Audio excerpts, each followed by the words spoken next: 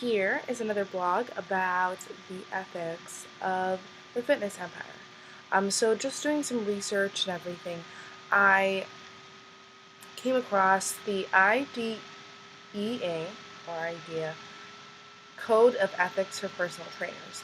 So I thought that we'd talk about this because I think it's perfect. Code of Ethics, this is, what they stand for. And I wanted to go over it a little bit before I kind of pose my ethical question to you. So it says, as member of IDEA Health and Fitness Association, I will be guided by the best interests of my client and will practice within the scope of my education and knowledge. 1. Always be guided by the best interests of the client. Remember that a personal trainer's primary responsibility is to the client's safety, health, and welfare. Never compromise this responsibility for your own self-interest, personal advantage, or monetary gain. B. Recommend products or services only if they will benefit the client's health and well-being, not because they will benefit you financially or occupationally. If recommending products or services will result in financial gain for you and your employer, be aware that disclosure to the client may be appropriate. So let's just talk about that. That's literally the first section of the Code of Ethics. And let's just think about The Biggest Loser, right? So, like they said, always be guided by the best interests of the client. Okay, so these people did sign up to be on this program. But as we all know, they get to go to a ranch somewhere and they literally work out all day. That's all they do. They're so stressed out. Bob and Jillian are yelling at them every day, making them do crazy things that they could never do in real life. And now, let's say they dropped like 100-something pounds, right? But at the end of the program, they're going to have to go back to living their normal lives of working 9 to 5 or whatever. And how could they maintain that figure when they have other responsibilities and other time commitments outside of the ranch, right? So I guess my ethical question would be, do people like Jillian, Bob, who are the trainers on Biggest Loser or shows like that, do they really follow this code of ethics? Because it says,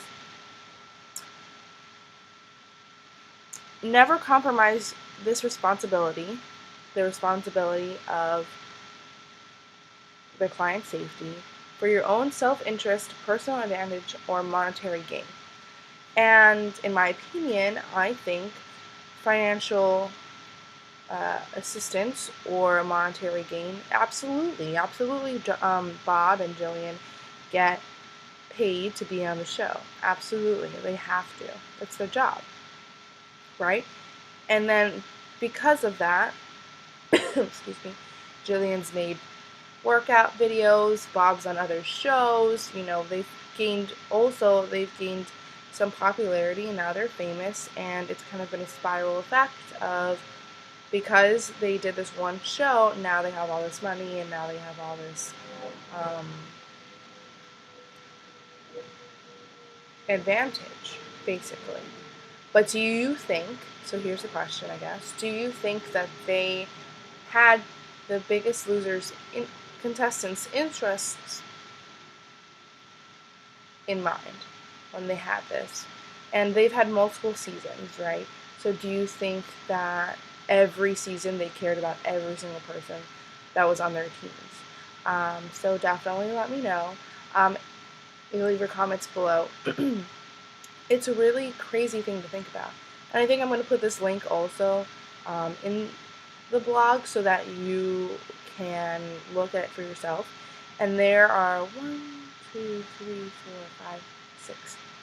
6 sections of the Code of Ethics for personal trainers. And we just talked about just the first one. So imagine if we dug deeper. The second one is maintain appropriate professional boundaries. 3. Maintain the education and experience necessary to appropriately train clients. 4. Use truth, fairness, and integrity to guide all professional decisions and relationships. We could have talked about that one too, but I'm going to save that for another time. Show respect for clients and fellow professionals, and uphold a professional image through conduct and appearance. So, if you want to think about those as well, I think for the next couple of blogs, I'm going to break down this code of ethics. And let me just remind you, or just to be frank, this is ideafit.com. So it's the Health and Fitness Association. I'm sure there are many of those, and so this is specifically just the code of ethics for this Health and Fitness Association. But in the grand scheme of things, I'm sure if we looked other health and fitness associations up, they would have something very similar. So we're just going to use this as an example, and